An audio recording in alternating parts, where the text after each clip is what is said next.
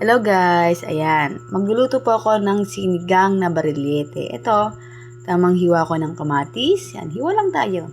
Pampalinaw ng mata. Ayan, next natin ang sibuyas. Ayan, sa mga taong laging umiiyak sa pag-ibig. Next natin ang okra. Siyempre, para sa iba ang okra, pampadulas, charon. Ayan. Meron tayong labanos dyan. Hindi ko na pala napakita kung paano hiwain at balatang yan, guys.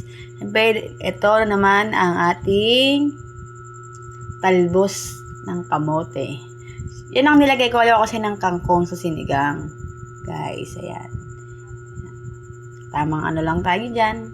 Tamang daldal, tamang kwento. Hindi na ako nag-voice over dyan. Siyempre. Ayan. Kumulo na. Hindi ko na nakita. Yung nilagay ko.